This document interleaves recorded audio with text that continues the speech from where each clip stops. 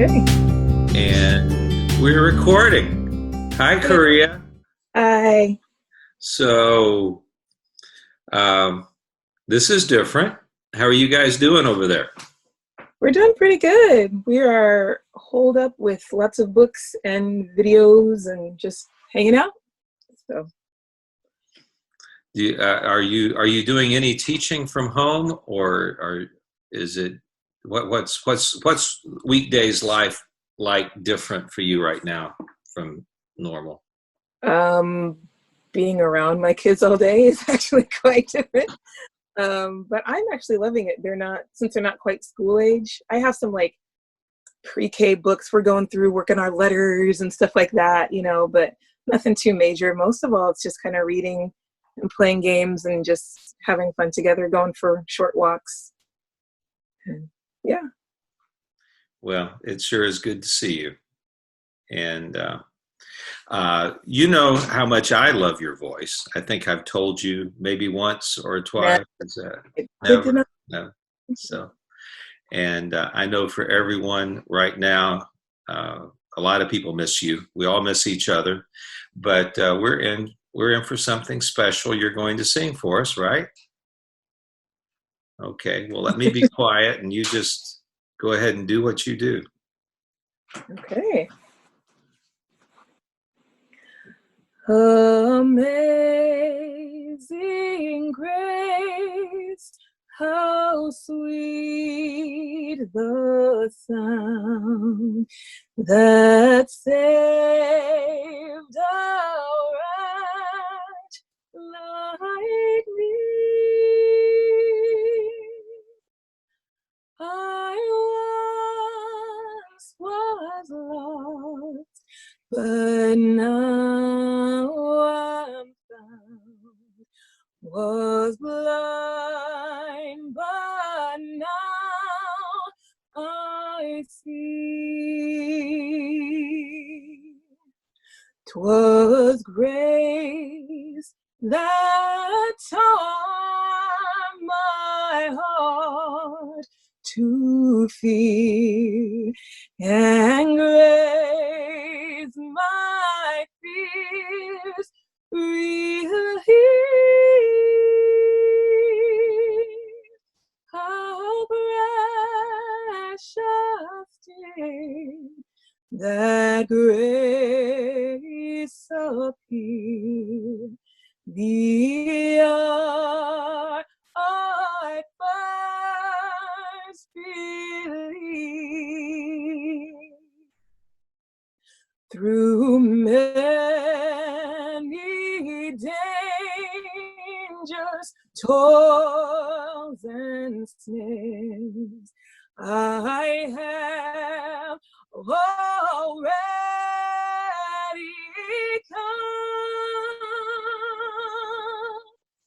'Twas grace hath brought me safe thus far, and grace will lead me home. And when this flesh and heart shall fail, and mortal life shall cease, I shall possess within the veil a life of joy and peace. When we've been there 10,000 years, bright shining as the sun, we've no less days to sing God's praise than when we first begun.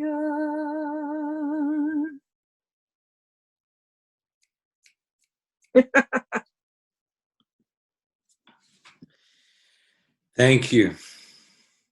Thank you so much. I love you, Korea. Loved you and your family, and we will get through this and get back together. Amazing grace will lead us safely home. So, Yep. Thanks a lot. Love you. Good morning, or maybe you're watching this in the afternoon. It's wonderful to be with you today. Portland Church, you're doing an amazing job with all of this. Just the way that you have stepped up, the way that you have really loved each other during this time has been incredible. We've got several that are sick, several that are really having a very difficult time. But food's being delivered and medicine's being delivered, and people are taking such great care of each other that it's just been wonderful in an odd way. I mean, it's been awful and it's really hard, and yet I've just watched the church get closer to each other and to really pull together. So I'm really, really thankful to get to be with you guys today. I'm thankful for you in so many ways. I know that this is a confusing time, a hard time, and I was thinking about all the people in the Bible, the accounts of people, and that were really confused or afraid or were being tested in some really difficult way. And there's a lot of them, is the truth. And I think in the next few weeks, maybe we'll explore more of them. But I was thinking of one that we just know so well. Shadrach, Meshach, and Abednego. And it's a story that I love and that I know a lot of you do as well. But I was thinking about it was such a difficult time. I mean, if you go to Daniel and you look at it, it's like you can see how, Nebuchadnezzar was the king of Babylon. And he had sort of raided, and seized Jerusalem. And it's a very difficult time for God's people. And in capturing Jerusalem, one of the things that he did is he took a lot of the sort of what maybe would be called the most intelligent. It says nobility, the young men without physical defect, handsome, showing aptitude of every kind for learning, well-informed, quick to understand, qualified to serve in the king's palace. And they were to be taught and trained, and he wanted them to be useful to him. And you could say, well, it was inclusion. They were trying to bring them in. I don't really think so. I think it was more like trafficking. It's like they took these people, and a lot of them young people, and sort of conscripted them, like drafted them into service, and yet it was seemingly against their will, of course. But I can imagine these people having a hope that God would use them, would give them some sort of influence, some sort of connections that they could use to help and protect God's people, to shield God's people from some of the bad things that could be coming down from being under siege. And so I just think that if we think about these people that had been taken, and then we think about Shadrach, Meshach, and Abednego, these three young fellas. I know some of you maybe grew up referring to them as Rack, Shack, and Benny from the VeggieTales. These young fellas, it's like they probably had a lot of hope to make a difference and be there for God's people, and yet something horrific happens. And we're going to skip over to Daniel 3 to catch their story. And so I'd love for you to read with me in Daniel 3. I'm going to start. Verse 1 says, King Nebuchadnezzar made an image of gold 90 feet high and 9 feet wide and set it up on the plain of Dura in the province of Babylon.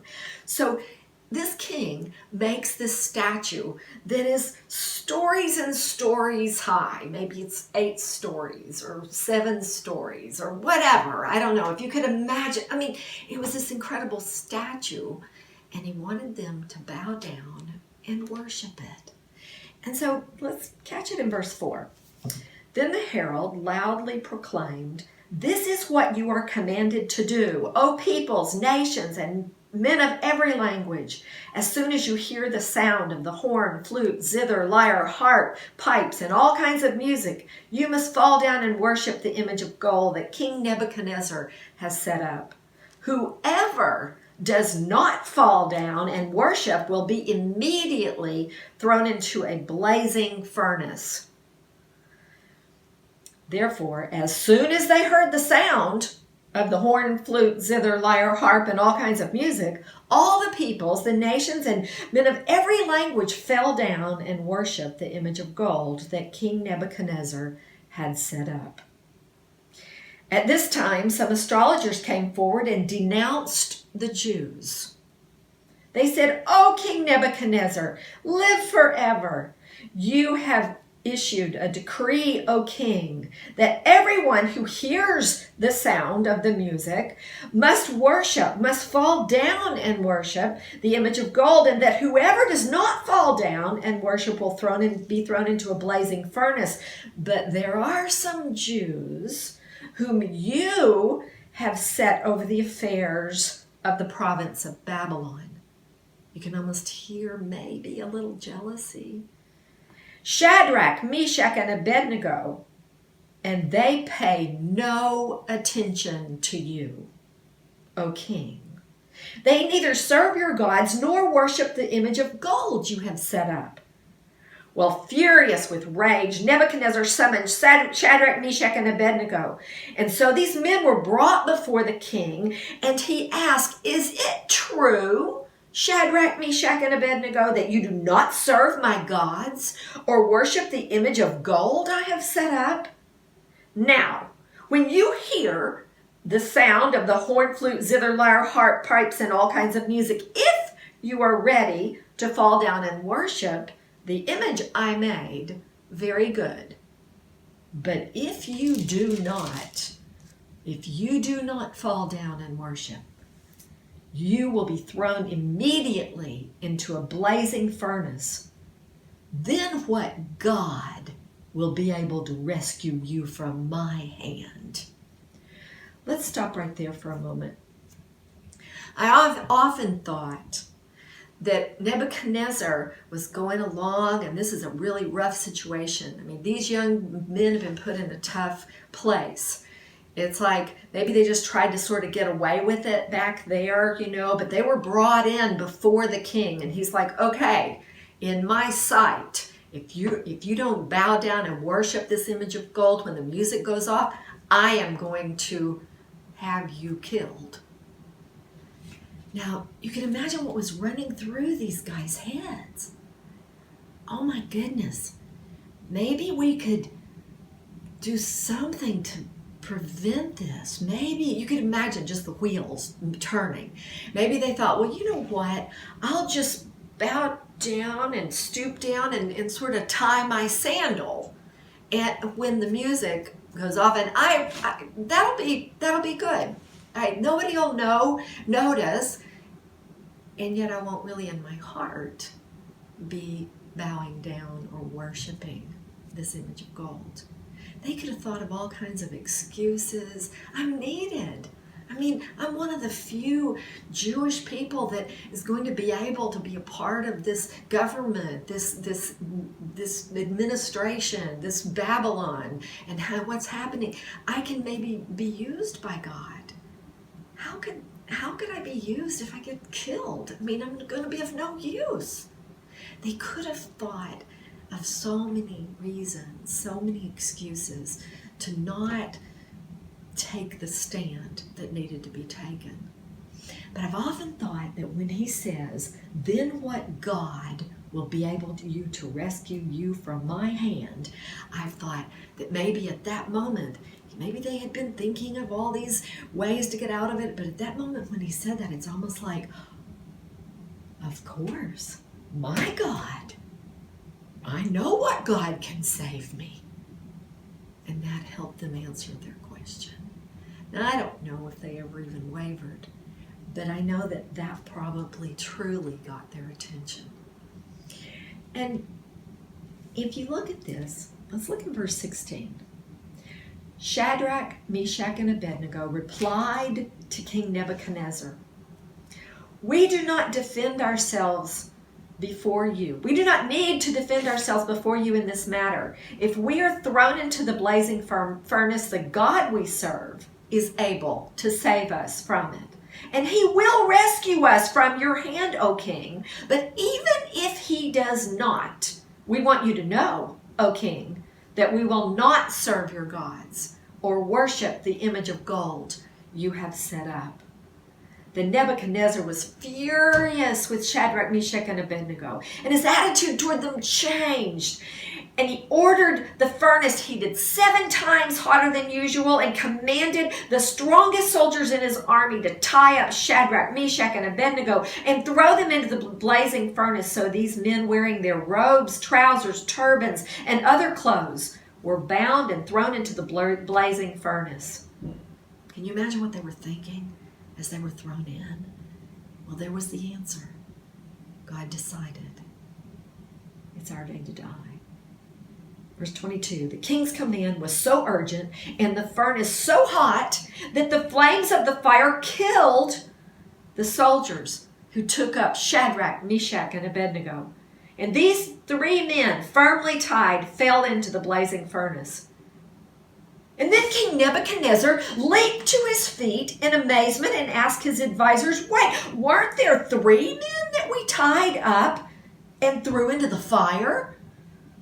They replied, oh, certainly, King. I mean, the king's in such a state, I'm sure they would have just said yes to whatever. But that was true. That's what happened. He said, look, I see 4 men walking around in the fire, unbound and unharmed, and the 4th looks like a son of the gods.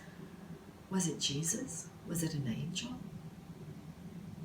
Verse 26, Nebuchadnezzar then approached the opening of the blazing furnace and shouted, Shadrach, Meshach, and Abednego,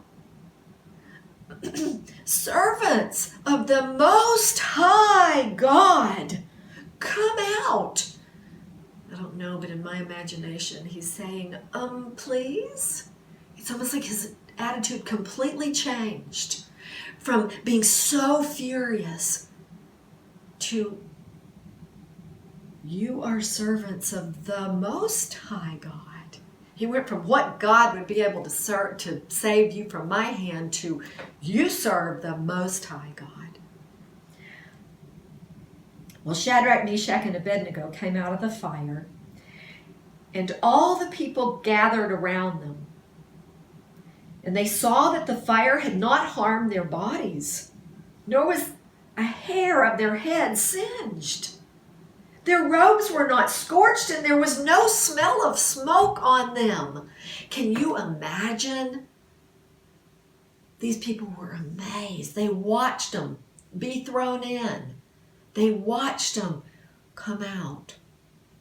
And they still had their robes on, and they weren't even scorched, and they didn't even smell like fire.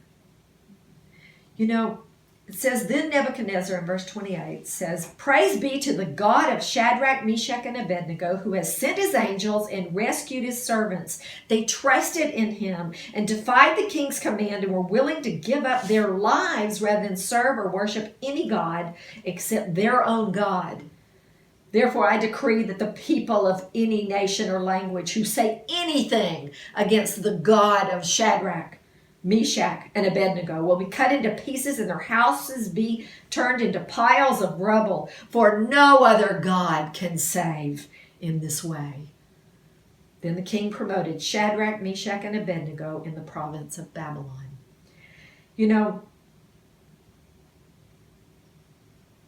I'm amazed at this story. It inspires me every time I read it. And I think about how God can take care of anything and everything. I think about being called the God of, like God being called the God of the Portland church, or the God of, I mean, can you imagine? The king is calling him the God of Shadrach, Meshach, and Abednego, because he was so impressed with the faith that they had put in God and how God had come through. And you know, I love this story, but I know that as we look at it, I was thinking about today during this time and how for these young men that I think it was probably a really confusing time, a really scary, really frightening time. I mean, what a way to be tested. I mean, I'm sure they never forgot. And going through it together, they never forgot probably each other. We had experienced something together, which we're doing. But I was thinking about how did they get through it? Like, what's it going to take? And I was thinking, what we can learn from this? You know, in this, what I think is first you see them see God.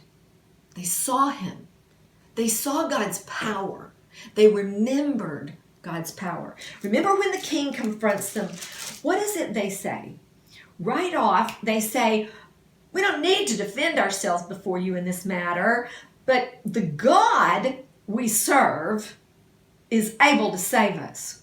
If we're thrown into the blazing furnace, the God we serve is able to save us. And he will rescue us from your hand. Okay.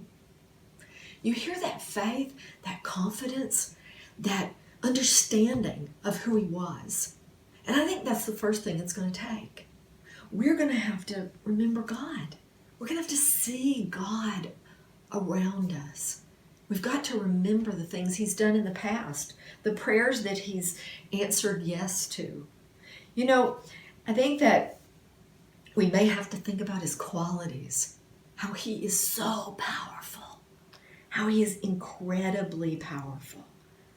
You know, what are his qualities? You know, that comes down to our theology. What do we really believe about God? Do we believe he's powerful?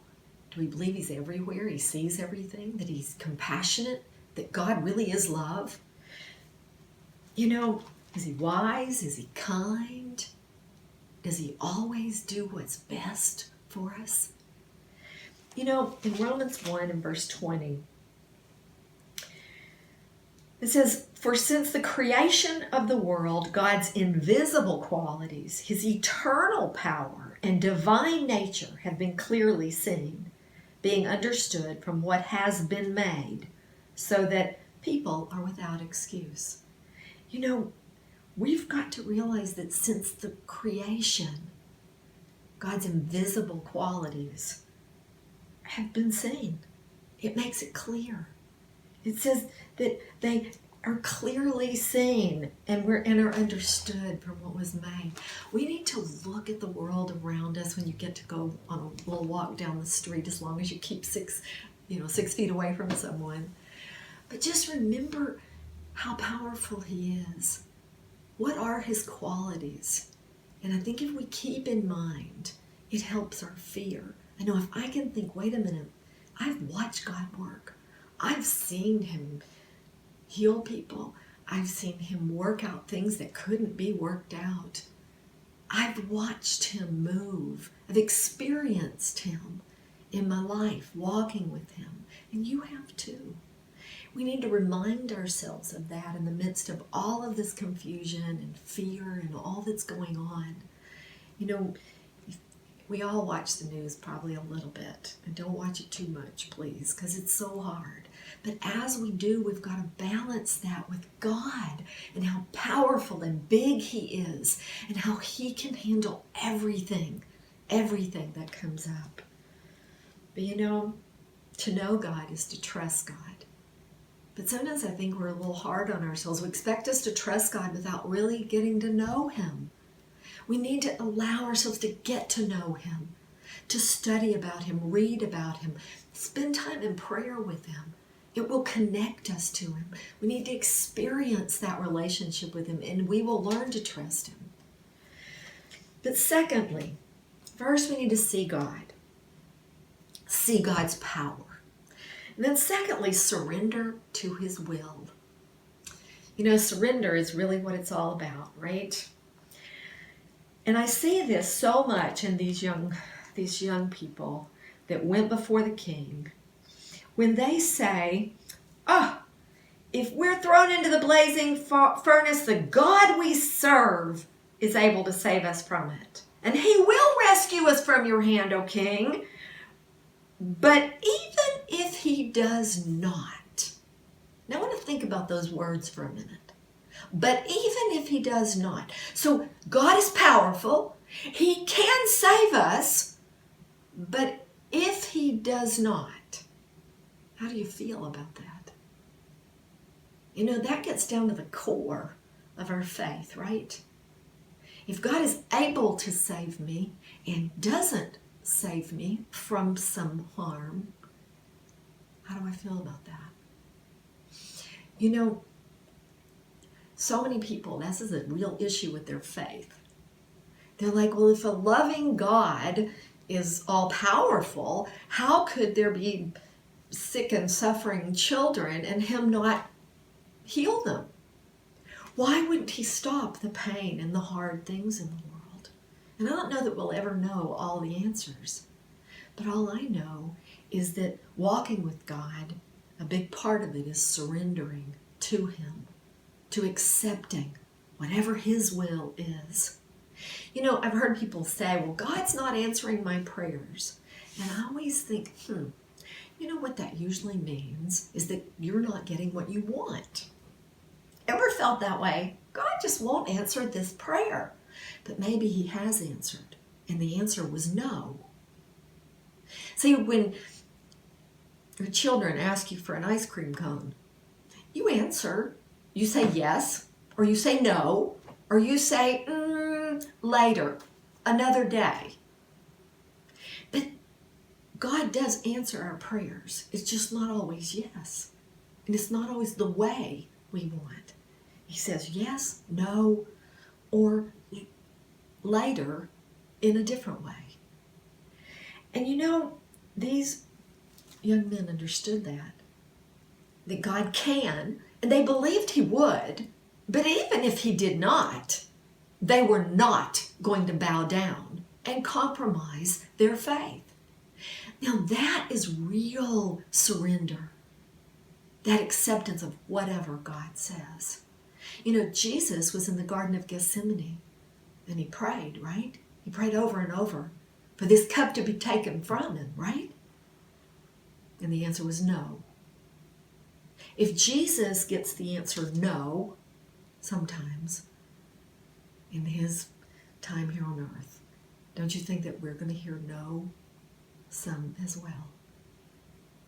We have got to learn to trust him, that he knows what's best, even if it's not what we want. You know, I think about that day, these young men maybe had to think in all of this, and I don't even know if they had time to think of all this. But it's like either God was going to perform a miracle or they were going to be martyred. Okay? So a miracle or martyrdom. What was going to happen? And, you know, they got a good answer. They got the answer they wanted. They got the miracle. But that isn't always what happens. And we watch other people actually give their lives. It's Stephen in Acts 7. He gives his life. And with no regret. But even in that, you know, God takes care of the details. These guys, they came out of the fire and they didn't even smell like smoke. I think that it's incredible that God, I mean, when God does something, he does it really well and right, and all the details are taken care of. It's incredible. Stephen, when he was martyred, do you remember? He had a vision, and Jesus was standing up at the right hand of God. not sitting. So even, it wasn't maybe the best ending that Stephen might have really, really wanted, but it was definitely okay. He saw that he was going to be with Jesus. What is your Gethsemane?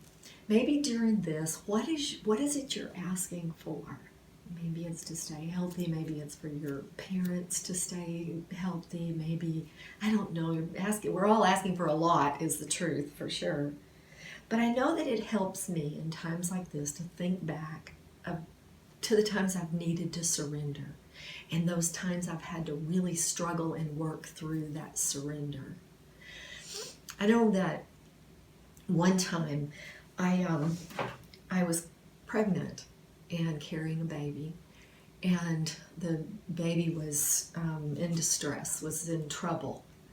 And I was told to lay in a cool, dark room and take Benadryl every 3.5 hours, and I did it faithfully for 6 weeks. Lay flat on my back. I wasn't allowed to sit up.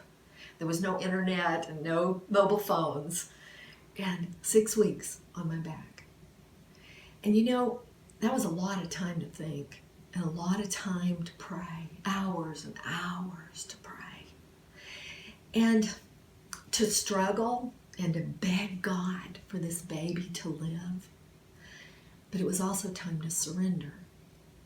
And after 6 weeks of praying and begging and thankfully surrendering, I got up and I went to the doctor's office. I had the sonogram and they told me the baby was dead. That was a hard no. I'll never forget that he just said no. And that had to be okay. I think that we have to get okay with not getting everything we want. It's part of trusting him. Now there's another thing that happened. In fact, on March 13th, just a few days ago, March 13th, 10 years ago, okay? It was this March 13th, a few days ago, was my 10th anniversary of being told that I was terminally ill. I have lymphoma, and it's a aggressive type, and they told me that I had 48 months to live. Now, you're in trouble when they tell you that you only have months. They put it in months instead of years. And basically, they had the talk with me, or the oncologist had the talk with me about get your affairs in order. I said, is there anything I can do? And he said, no, it's watchful waiting. And in 48 months is when we would probably need to do life-extending measures to try to manage you there at the end. And so, but now that was 48 months that he said, and he said that 10 years ago. So I definitely have done some praying, some begging God, and some surrendering. And at least so far, he said yes, which is wonderful, and I'm so grateful for. Because, it's great when you get what you want, the thing you're asking for, the yes, but also we have to endure and surrender to the things that are no as well. So I don't know what's going to happen, and you don't either, really, in this pandemic. We're not sure who all's going to get sick. We're not sure who we're going to lose. We're not sure what's going to happen. And being unsure is really hard. In fact, not knowing how long this is going to last, even the social distancing, not knowing how long, the physical distancing with social connectedness, or whatever we're supposed to call it now, however long, if we knew how long it was, it would be helpful. Psychologists say that's one of the hardest things for any of us is the unknown. And so I know that a lot of us are struggling with that, but that's going to take surrender as well. Jesus said each day has enough trouble of its own. We need to take one day at a time and just trust God's power. See Him, see His qualities, and trust in Him, and surrender daily, if need be, hourly sometimes, so that we will not let fear overcome us, or confusion, or depression. There's so much that I know that we're being attacked with right now. But make sure that you reach out to people around you. None of us needs to be truly alone emotionally or spiritually. But I think that we have to trust in Him whether He says yes or no. And then thirdly, we need to be stubborn. We need to stand firm, stand on our convictions. We've got to figure out sometimes what our convictions are. Maybe it's time to evaluate or reevaluate your faith and question the things that ought to be questioned, but absolutely be firm about the things that you do know. We all have deep yeses. This is who I am. This is what I know to be true. And I think that we've got to have their spirit of, I would rather die than compromise. That's exactly what they stood on that day. I would rather die than quit. That's who I know we can be. And I don't know what your deep yeses are or what you need to think about. I know that we can't agree on everything. We can't even know for sure about lots and lots of things. And it's okay to question, but there's got to be some things that are sure, that are clear, that you have deep conviction. Jesus is the Son of God. He died for our sins. God's Word has tremendous answers. God is love. Is the reason He sent His only begotten Son. Jesus said the two most important commandments: love the Lord your God with all your heart, mind, soul, and strength, and love your neighbor as yourself. We know those are key to living out our faith. Being devoted to fellowship.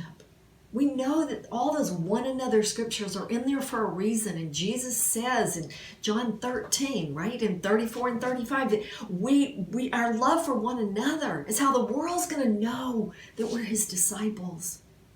During this time, I'm seeing a lot of that. I'm seeing people reaching out. People really, I talked to one today, one disciple that said they were calling 30 people a day to encourage them. I thought, that's amazing. That's wonderful. I think that we've got to decide now how to truly obey those one another passages in this setting right now. And it's good for us, I think, because we've got to rethink, how do I do this? How do I practice the one another scriptures today when I'm home alone? We've got all these means of doing it. We've got FaceTime and Zoom, and we've got the video conferencing, and there's so many wonderful things that we can use now. We're having wonderful times with people. Steve and I have had some great fellowship times. We had Bible talk on Thursday night. Of course, nobody's been in our house. We sit here at our table with the computer in front of us and get to see people and talk with people. We've had prayer times and crying times and laughing times, and it's been wonderful. Discipleship times, people confessing sin, people working on their relationships with one another. We've had several appointments where people are sort of working out problems that they're having with each other. It's been incredible to see how God can work through any situation if we will just put the scriptures into practice. They work. We've got to decide that we would truly rather die than compromise, that we'd rather die than quit on our faith. I know that Philippians 4:13, I can do all things through Jesus who gives me strength. You know, at times in my life, that's all I've been able to say. Times when I was really suffering or in really bad pain. And I remember just repeating that over and over to myself, that he would be there. He would help me through it. He would make me strong enough to endure it. He might not take it away, but he would be there with me in it, in my pain, in my hardship, in my suffering. So know that he's with you. You know, what's it going to take?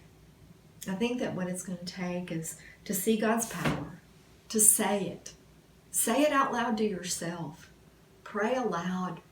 That might help. Say it to one another. Speak it. Shout it if we need to. Share God's power. Let's remind each other that we're not in this alone. God is great and powerful. Surrender to his will, whether we get a yes or a no about all the requests that we have. Let's surrender to him and trust him. He's trustworthy. And stand. Be stubborn. Stand. Decide you'd rather die than quit. I love you guys. And I hope that today you have a wonderful time of communion, that you get to really think about how amazing it is to belong to Jesus. Have a good week. Well, thanks for doing this. I know it's going to mean a lot to everybody. And my hunch is we'll have time to do a couple of more. So think of a song. Yeah. That was the first thing. That just seemed like an appropriate song for now. Is there, if you could sing anything you wanted to sing a cappella, what do you really like? Ooh, I love His Eyes on the Sparrow, but getting through it without crying is really, really hard. You want to try that right now? Oh my gosh. It's fine. Ooh. Without crying. That's the gauntlet. Hey, no, I want you to cry and keep going. That's the hardest. It's okay. It's okay. All right. Why should I feel discouraged? Why should the shadows come? Why should my heart feel lonely and long for heaven and home? When Jesus is my portion, my constant friend is He. His eye is on the sparrow, and I know He watches me. His eye is on the sparrow, and I know He watches me. I sing because I'm happy, and I sing because I'm free. For His eye is on the sparrow, and I know He watches me. Whenever I am tempted, whenever clouds rise, when song is placed to sighing, when hope within me dies, I draw the closer to Him. See, it's so hard. From care, He sets me free. For His eye is on the sparrow, and I know He watches me. For his eye is on the sparrow, and I know he cares for me. So I sing because I'm happy, and I sing because I'm free. For his eye is on the sparrow, and I know he watches me. That's all I got. You got a lot. Thank you. Thank you. Thank you. Thank you very much. Other than the obvious, anything that this might be an unfair question right now, and I can, I can edit it out, or I can edit it in. Other than the obvious, is there a reason in particular why that song gets to you so much? I think because I know it's true. Like, no matter what troubles I'm in, what sin I've done, whatever's going on in life, like, he still looks at me and he cares for me. And he holds me and he loves me. It just helped me remember that.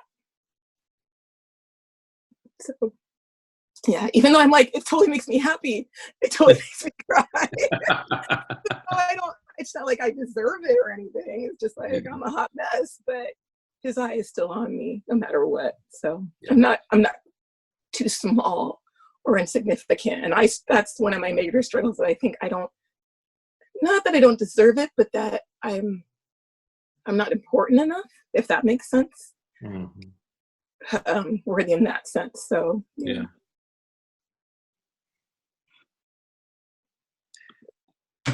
Well, I love you. Thank you for sharing. And what else are you going to sing for me? It's just, it's Saturday night. It's Saturday. Come on. I love you. Let me know if you need anything, okay? All right, I will. Okay. And we'll do this again. I might sing for you. Okay. Bring it on. Bring it on. There you go. Okay. Bye-bye. Bye. Thanks. Let me see. I got to hit a button.